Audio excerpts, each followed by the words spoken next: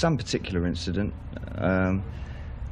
which I really don't want to go into now, brought me back down to earth with a bump, and that's when I sort of decided to get out of that area of rock and roll that I always used to despise, and found that I'd sort of got myself involved in without really seeing that I was getting involved in it, and sort of dropped out again, to use an old term, and get back on my old Kerouac road and just travel again, you know, just to help me reevaluate. And so along with that, being a personal problem, it applied to my work, of course, as it must do, because with me the way I live is very much also part of what produces my work. So I have to keep examining my life to make sure that I'm in constant change and not getting too bloated with philosophic opulence. Keep sort of throwing bits and pieces away. And to change countries is one way of doing that.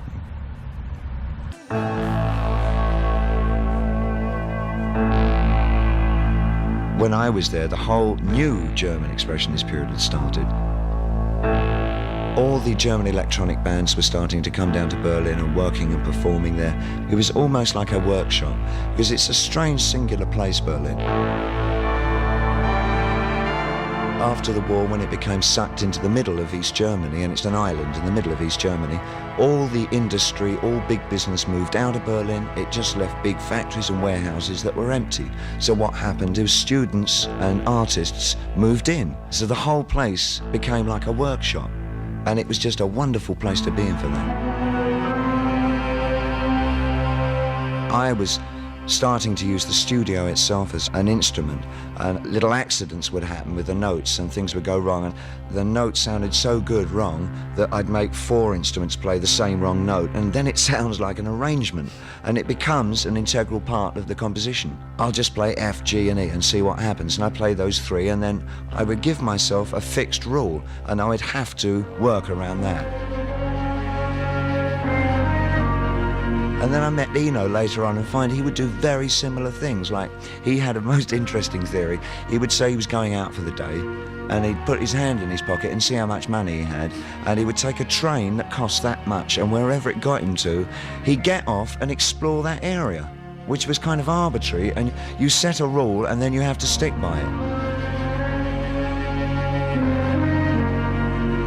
So when we were fooling around in Berlin, he would just go and say, oh, I think I'll go out.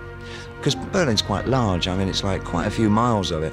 And he would just take the U-Bahn off, and for like however many Deutschmarks he had in his pocket, and get off at some godforsaken town and just spend the day there and find out all about that town, because that's how much it cost to get there.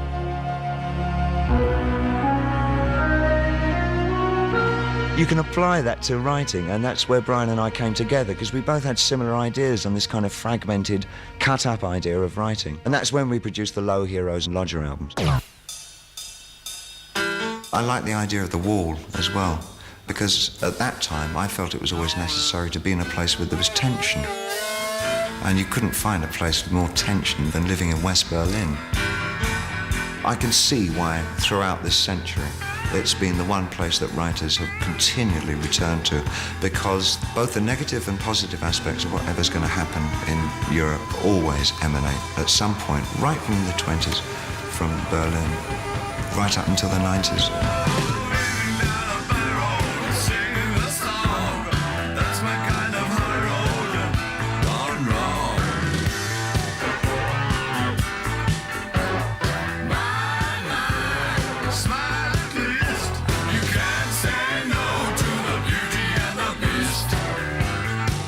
It really was a miracle for me. But the thing that was most exciting about it all is that I found that without drugs I was still writing very well, you know, and that was probably the most rejuvenating aspects of it all, is that you don't need to get stoned out of your gourd to write well. You know, if you were a good writer to begin with, you're still going to be able to write.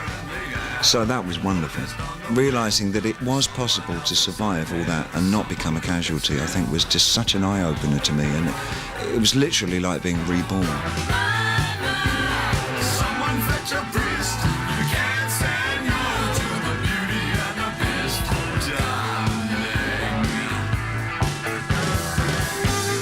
It was an incredibly important period for me. I can't say it was like night and day that suddenly I was this different person. It wasn't. It took quite a long time. It takes many years to psychologically try and put back the pieces, but I think I did see light at the end of the tunnel, and it wasn't a train.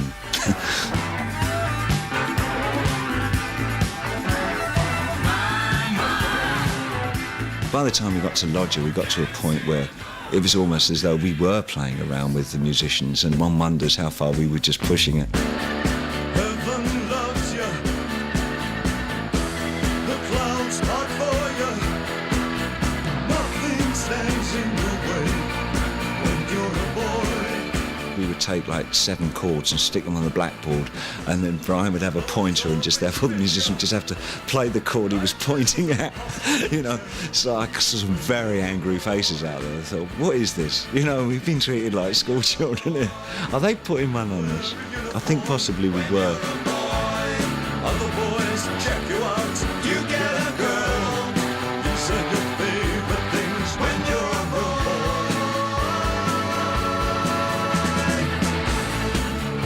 It's almost a notebook, I think, Lodger, and I think a lot of our contemporaries drew upon that album as a source book. African nightmare, one time moment, falling, hullabaloo, and I slept to the nearest bar. And a man Sherman went too far. Went on and went for rent, so any wonder how the dollar went down. Gotta get a word. There's a lot of things which led to the idea of world music on it, and even the fracturing of lyrics and speeding of lyrics. Things like African Night Flight have kind of a British middle class rap feel about them. And a lot of the percussive elements were really strange, and the idea of using Turkish influenced music against rock lyrics. I don't know, we really did play around a lot on it. We got the band to do some extraordinary things.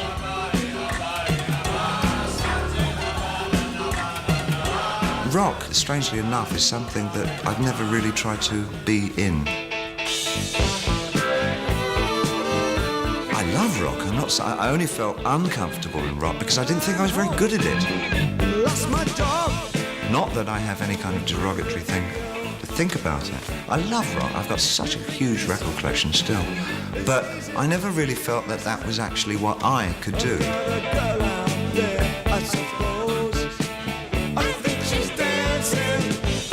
I didn't quite know what I was doing. It had something to do with rock.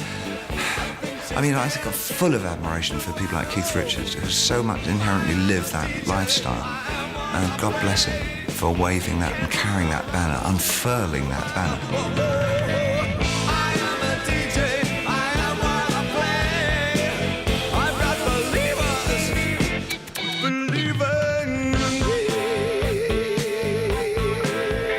At the end of every tour that I do, I always profess that that's going to be the last tour that I'll ever do. It's worn me out, it's boring after 10 months, this and that, but I am a performer, and I always have been.